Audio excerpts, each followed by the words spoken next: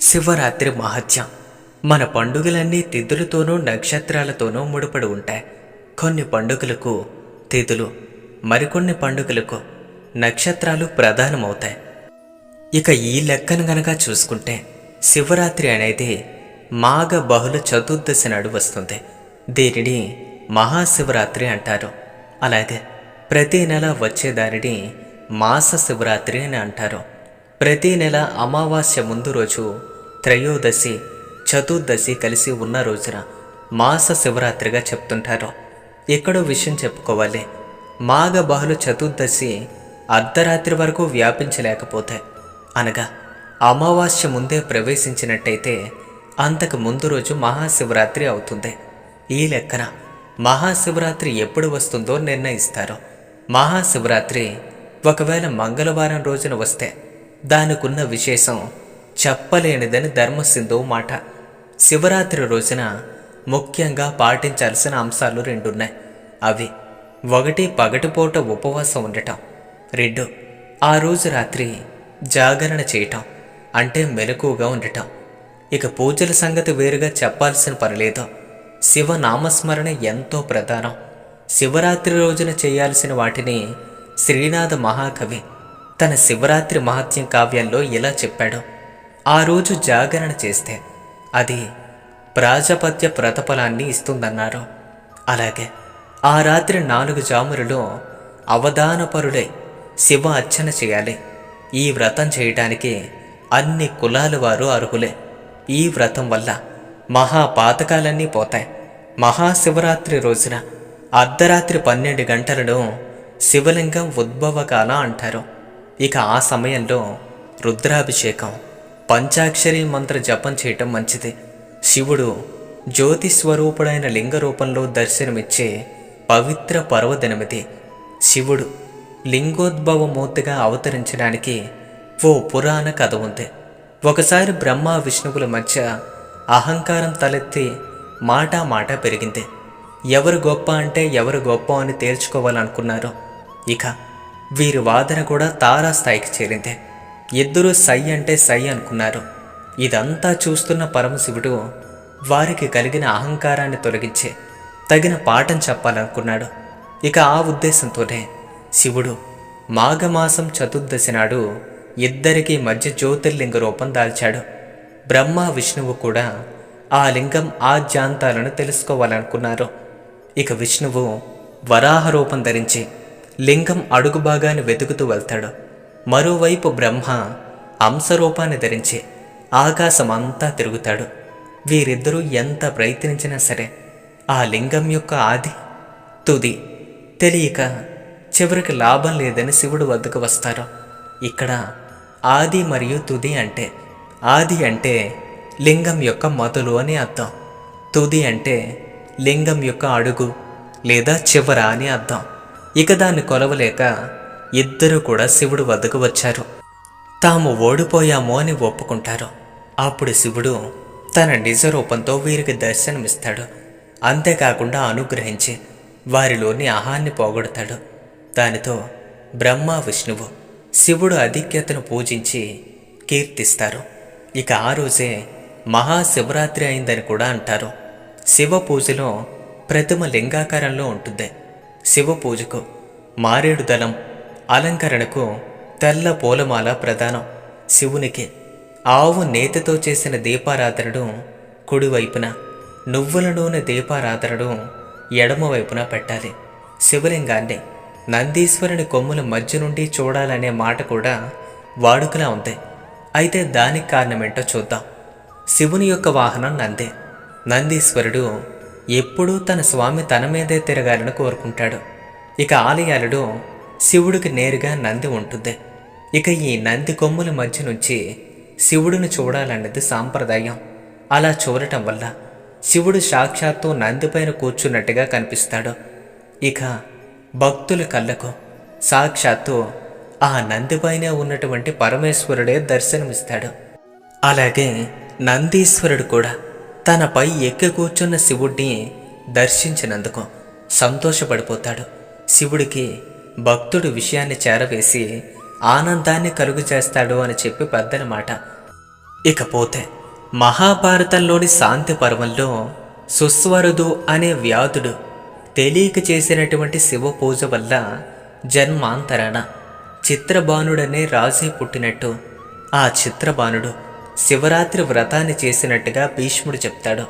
ఇలా శివరాత్రికి సంబంధించి వివిధ పురాణాల్లోనూ కథలు చదివిన, భక్తి శ్రద్ధలతో ఉపవాసం చేసిన, జాగరణ చేసిన, పూజలు చేసిన ఎంతో మంచిది. ఇక మహాశివరాత్రి యొక్క వ్రత కథ గనక చూసుకుంటే, ఒకనాడు కైలాస పర్వత శిఖరంపై పార్వతీ పరమేశ్వరులు సుఖాసీనులై ఉండగా పార్వతీ శివునితో అన్ని వ్రతముల్లోనూ ఉత్తమమైన వ్రతమును, భక్తి ముక్తి ప్రదాయకమైనటువంటి దానిని తెలపమని కోరింది. అప్పుడు శివుడు శివరాత్రి వ్రతమును, దాని విశేషాలను తెలియజేస్తాడు.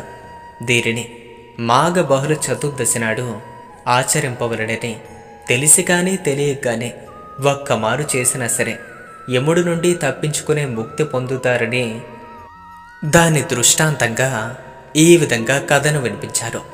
ఒకప్పుడు ఒక పర్వత ప్రాంతమున హింసావృత్తి వ్యాధుడు ఒకడు ఉండేవాడు. అతడు ప్రతి ఉదయం అడవికి వేటకు వెళ్ళి సాయంత్రం ఏదైనా ఓ మృగాన్ని చంపి తెచ్చేవాడు. ఇలా కుటుంబాన్ని పోషించేవాడు. కానీ ఒకనాటి ఉదయాన్న బయలుదేరి అడవంతా తిరిగినా ఒక్క మృగం కూడా దొరకలేదు. చీకటి పడుతున్నా ఉత్త చేతులతో ఇంటికి వెళ్ళటానికి మనస్కరించక వెనుతిరగడం. దారిలో అతనికి ఒక తటాకం కనిపించింది. ఏవైనా మృగాలు నీరు త్రాగటం కోసం అక్కడికి తప్పకుండా వస్తాయని వేచి ఉండి వాటిని చంపొచ్చు అని చెప్పి ఆలోచించి దగ్గర ఉన్నటువంటి ఒక చెట్టుని ఎక్కాడు. తన చూపులకు అడ్డంగా ఉన్నటువంటి ఆకుళ్ళు కాయళ్ళు విరిచి క్రింద పడేశాడు. ఇక్కడ తటాకము అంటే ఒక చెరువు లాంటి ప్రాంతం. అక్కడ ఏవైనా జంతువులు కానీ పక్షులు కానీ వచ్చి నీళ్లు తాగుతూ ఉంటాయి. ఇక చలికి శివ శివ అని వణుకుతో విల్లు ఎక్కుపెట్టి మృగాల కోసం ఎదురు చూస్తున్నాడు. మొదటి జామున ఒక పెంటిలేడి నీరు త్రాగడానికి అక్కడికి వచ్చింది. ఇక వెంటనే వ్యాధుడు దానిపై బాణం విడవబోగా లేడి భయపడక, వ్యాధుడా నన్ను చంపుకో అని మనిషి వాక్కులతో ప్రార్థించింది. వ్యాధుడు ఆశ్చర్యపడి, మనిషి వలె మాట్లాడుతున్నా, నీ సంగతేంటో చెప్పు అని అడగ్గా దానికి జింక, నేను పూర్వజన్మలో రంభ అనే అప్సరసరం హిరణ్యాక్షుడను రాక్షసరాజును ప్రేమించి శివుని పూజించడం మరిచిపోయాను.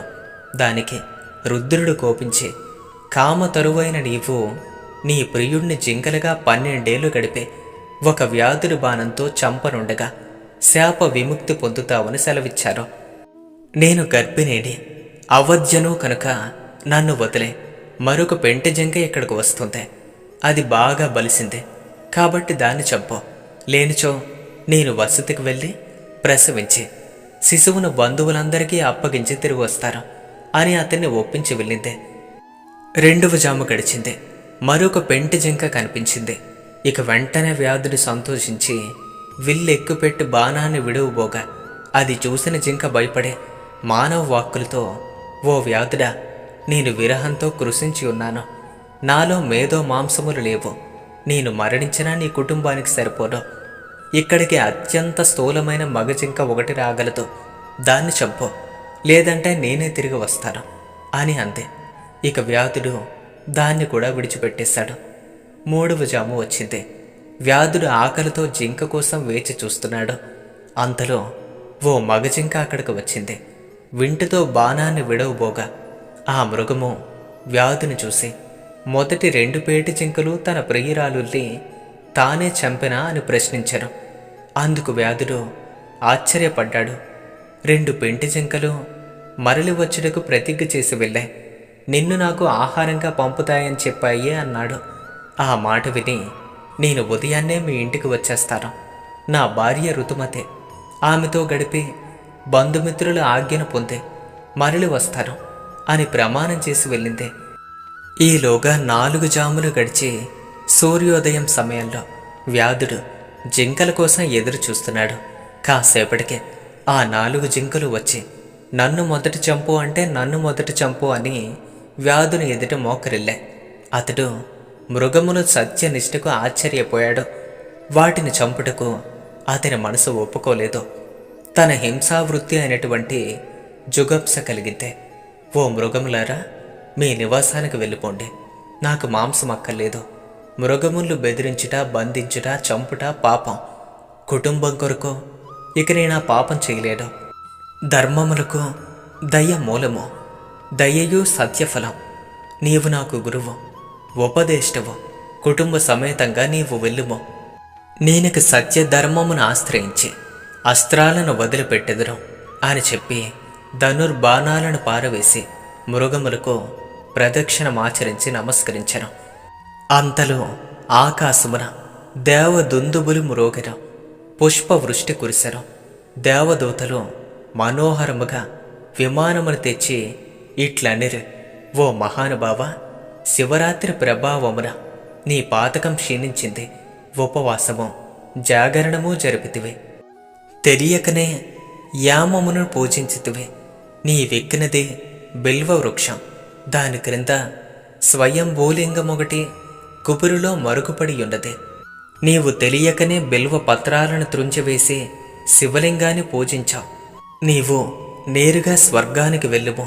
మృగరాజా, నువ్వు కుటుంబ సమేతంగా నక్షత్ర పదము పొందుము.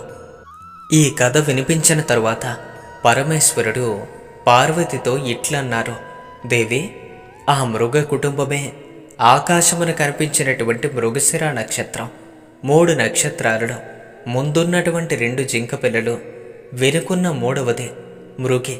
ఈ 3ంటిని మృగశీర్షమందురు.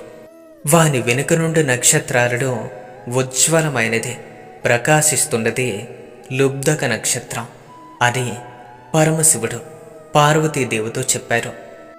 ఇది శివరాత్రి మహత్యం. ఈ వీడియో మీకు నచ్చినట్లయితే లైక్ చేయండి. ఇలాంటి మరిన్ని ఆధ్యాత్మికపరమైన వీడియోల కోసం ఇప్పుడే మన ఛానల్ను సబ్స్క్రైబ్ చేసుకోండి.